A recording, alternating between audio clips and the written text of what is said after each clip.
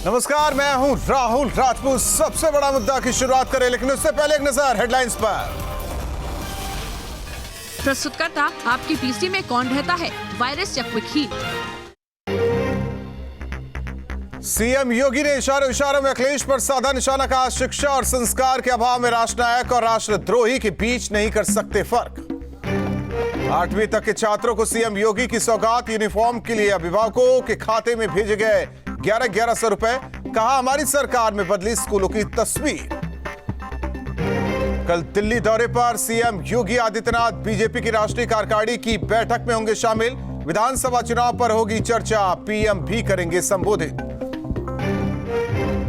गाजियाबाद के चंद्रपुरे इलाके में चोरी की बड़ी वारदात, बंद पड़े व्यापारी के घर में हुई 1 करोड़ की चोरी, सीसीटीवी की मदद से सबूत तलाश रही पुलिस। कानपुर में लगातार बढ़ रहे जीका वायरस के केस, चकेरी इलाके में सामने आए 13 नए केस।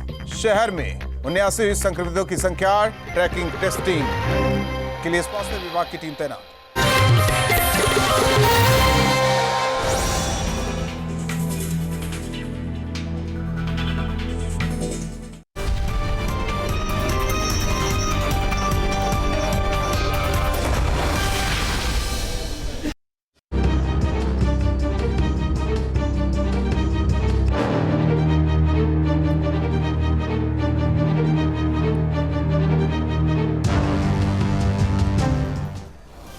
तो जिन्ना को लेकर यूपी की सियासत गरमा गई है। बीजेपी समाजवादी पार्टी पर हमलावर है तो अखिलेश यादव अपने बयान पर कायम है और बीजेपी को इतिहास पढ़ने की नसीहत दे रहे हैं।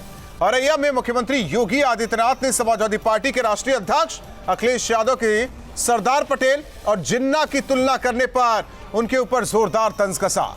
योगी ने साफ कहा, जिन्ना भारत की एकता को खंडित करने वाले हैं। जो लोग ये तुलना करने वाले हैं, हम सभी को उनके प्रति सतर्क रहना होगा। सीएम योगी ने जनसभा को संबोधित करते हुए एसपी प्रमुख अखिलेश यादव और ओपी राजभर पर जमकर निशाना साधा। पहले जिन्ना बयान, फिर माफिया मिलन, यही आज बहस का सबसे बड़ा मुद्दा बन गया है, जिस पर अपने मेहमानों से चर्चा करेंगे।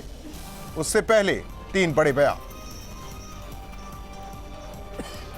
जिन्ना को अपना आदर्श मानने वाले लोग आज भी जिन्नावाद का समर्थन करते हुए जिन्ना के उस डायरेक्ट एक्शन को इस देश को नहीं भूलना चाहिए, जहां जिन्ना ने मुस्लिम उपद्रवियों से हिंदुओं की कत्लेआम करने के लिए कहा था। जिन्ना के इस कुत्सित कृत्यों के देश कभी विस्मृत नहीं कर सकता और उसे राष्ट्र तोड़क के रूप में ही हमेशा निंदित करेगा। लेकिन आज जिन्ना और सरदार पटेल की तुलना करने का जो प्रयास हो रहा है, हमें ऐसे तत्वों के उन मंसूबों को समझना होगा। उनके गठजोड़ किन लोगों से हो रहे हैं? जेल में जाकर के कुख्यात माफियाओं से, जिसको हम लोग चिमटा से भी छूना नहीं चाहते, वहां जाकर के उसको गले लगाने का प्रयास फिर से हो रहा है।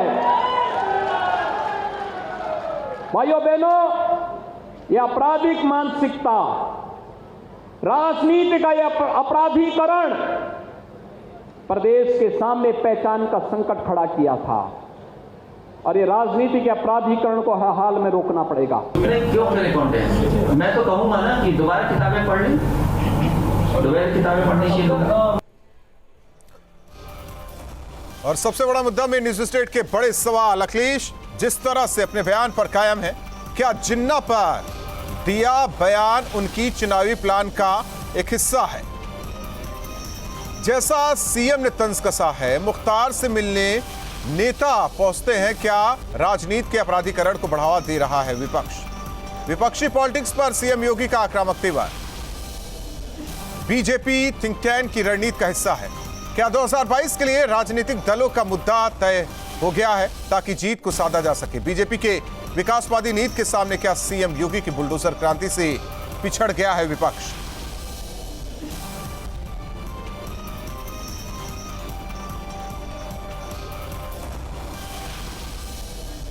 तो मुद्दा तय है 2022 में विजय, क्योंकि जिन्ना को लेकर एक बार फिर अखिलेश यादव ने कहा है कि बीजेपी वाले किताब पढ़े। वहीं दूसरी ओर इशारों में सीएम ने तंज कसा है शिक्षा और संस्कार से ये पता चल जाता है कि किसको कितनी नॉलेज है, जानकारी है, कौन राष्ट्रद्रोही है और कौन राष्ट्रभक्त।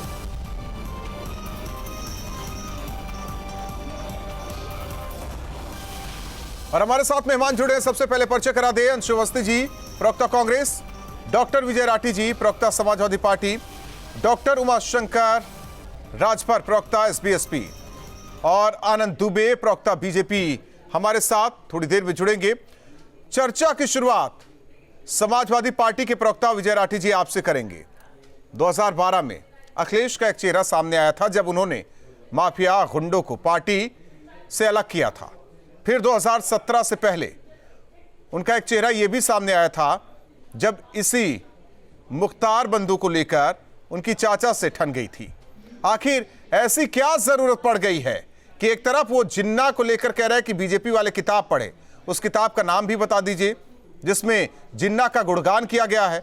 ये समाजवादी पार्टी जिन्नावादी पार्टी क्यों हो रही है? और दूसरी ओर एसबीएसपी के सहारे क्या पुरानी सियासत समाजवादी पार्टी करना चाहती है उत्तर प्रदेश में कि माफियावाद हावी हो? राहुल जी, जब आपने सवाल पूछे जिस तरीके से, मैं आपसे पूछना चाहता हूं, आपने तो इतिहास पढ़ा होगा ना। मुस्लिम लीग का अधिवेशन कब शुरू हुआ था? 1940 में। जो ट्रू नेशन थ्योरी थी उससे पहले तो वीर सावरकर, जिनको ये बोलते हैं वीर, वो 3 साल पहले उसको अप्रूव कर चुके थे। 1940 से पहले कौन कौन संघर्ष में था अंग्रेजों से आजादी के लिए, आपने पढ़ा होगा। मैंने अच्छी तरह से पढ़ा।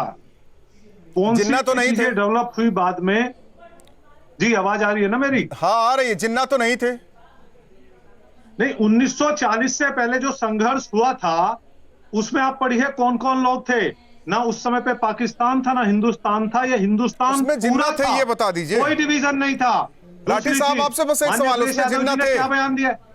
नहीं, बात कंप्लीट करने दीजिए। माननीय अखिलेश यादव जी ने क्या बयान दिया कि वो सब एक ही कॉलेज से पढ़े थे, बहुत से लोगों ने संघर्ष किया। उसमें बताइए नाम कहां लिया?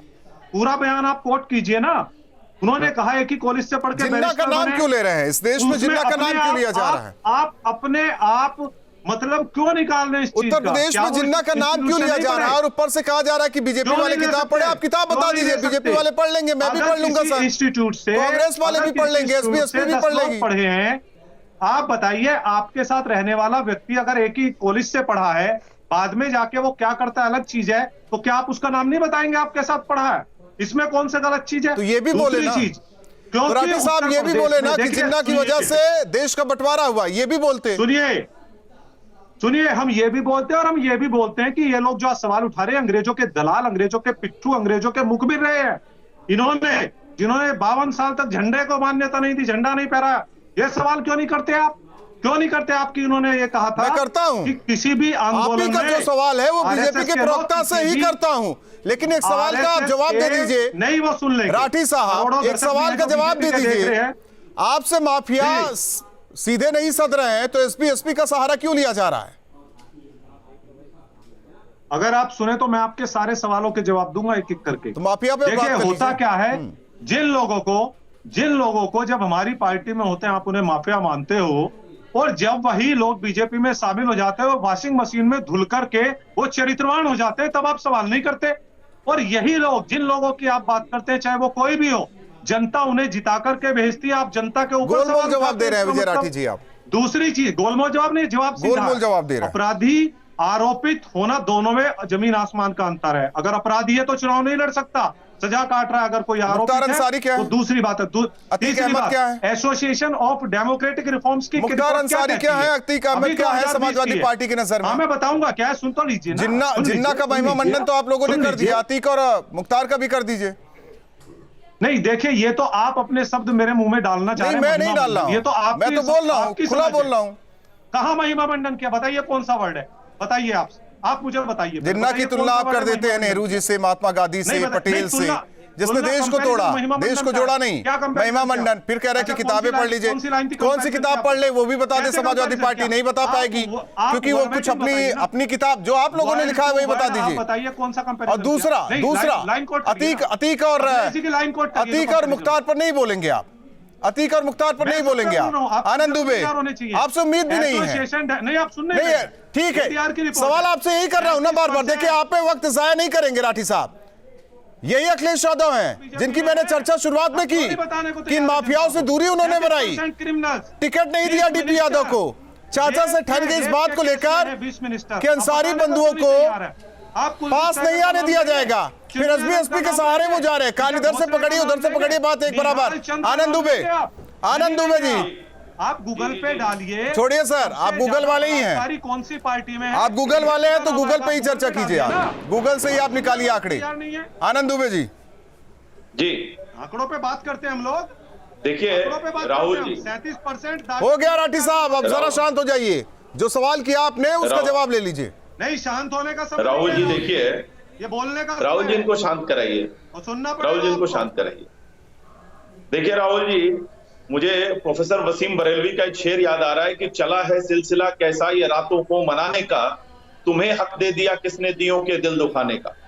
समाजवादी पार्टी अब अंधकार की पूजा करने लगी है और ये इनकी बौखलाहट और इनकी फ्रस्ट्रेशन। खैर, इसमें कोई बड़ी बात नहीं है। जिनको जिन्ना और तालिबान से हो प्यार, वो माफिया से कैसे करें इनकार। तो ये वो लोग हैं, इनके पार्टी के नेता क्या कहते हैं शफीकुर रहमान बर्क, कि तालिबान के जो लड़ाके हैं, जो आतंकवादी हैं, वो भारतीय स्वतंत्रता संग्राम सेनानियों की तरह हैं। उन्होंने वो भी अपनी देश की आजादी के लिए लड़ रहे हैं। अखिलेश यादव ने इसका कभी विरोध नहीं किया। उस समय मुझे लगता था कि आखिर अखिलेश जी इसके खिलाफ क्यों नहीं बोलते हैं।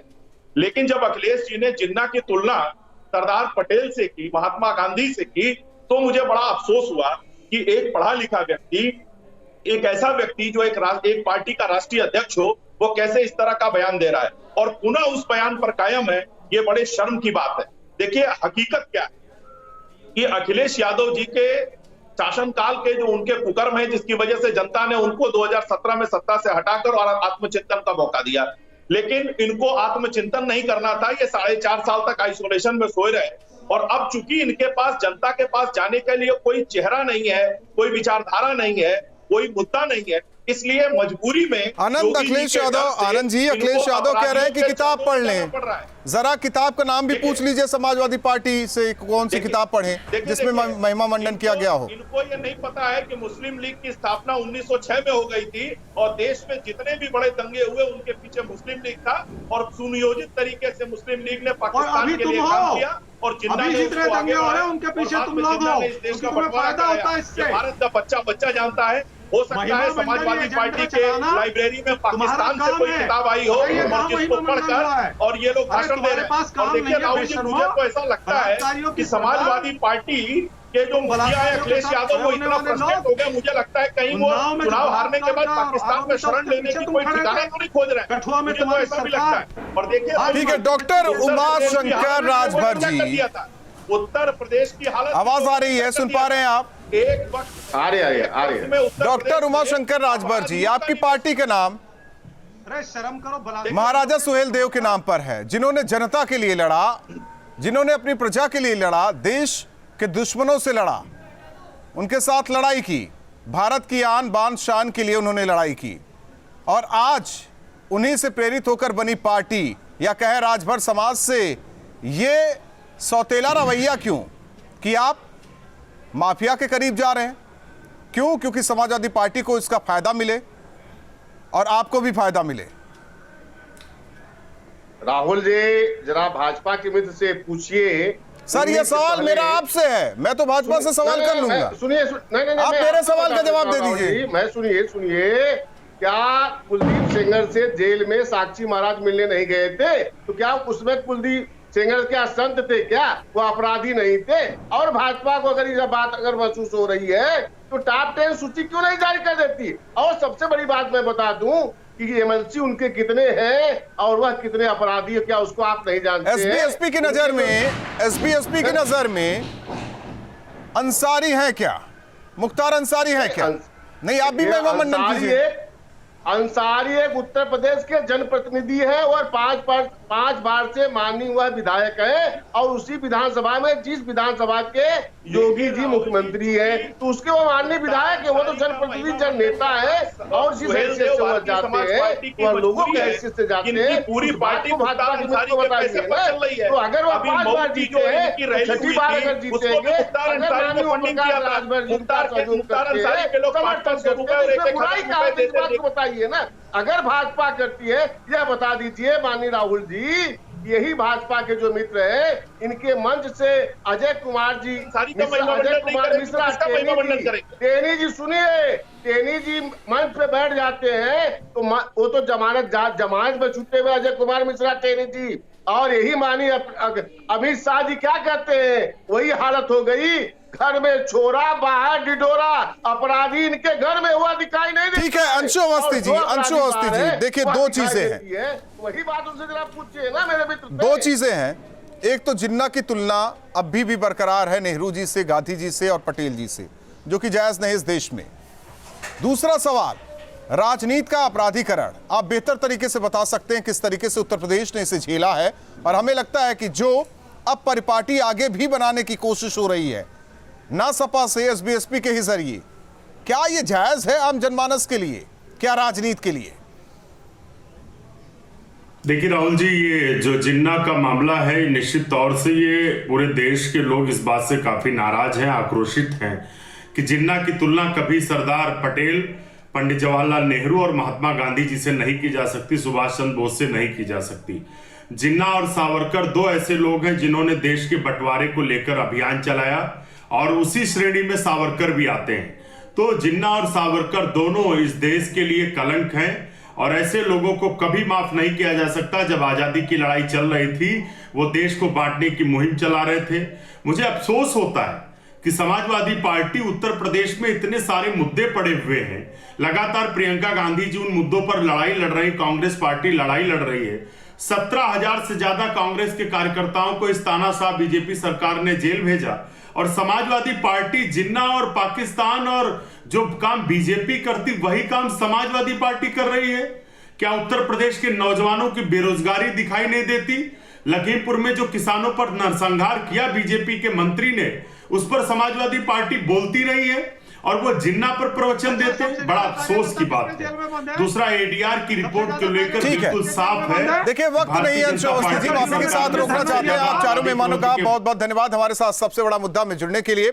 समाजवादी पार्टी के सुप्रीमो अखिलेश यादव अभी भी जिन्ना वाले बयान पर कायम है, नसीहत दे रहे हैं कि बीजेपी के नेता, बीजेपी के कार्यकर्ता जिन्ना को लेकर किताब पढ़े, और दूसरी ओर एसबीएसपी जिसका साथ समाजवादी पार्टी को मिला है, वो चोरी चुपके अब तो खुलेआम अंसारी यानी कि मुख्तार अंसारी से मेल मुलाकात कर रहा है। यानी कि एक तरफ जिन्ना का जिन उत्तर प्रदेश में चुनाव तक जीवित रहना है, और दूसरी ओर जिस तरीके से राजनीति का अपराधीकरण हुआ है, ये सब समझते हैं किसके शासनकाल में हुआ, लेकिन सवाल आम जनमानस को लेकर है कि कानून व्यवस्था बनी रहे, राष्ट्रवाद का दम हर आम जनता भरते रहे। ऐसी सोच इस देश के, इस प्रदेश की होनी चाहिए। सबसे बड़ा मुद्दा में आज के लिए बस इतना।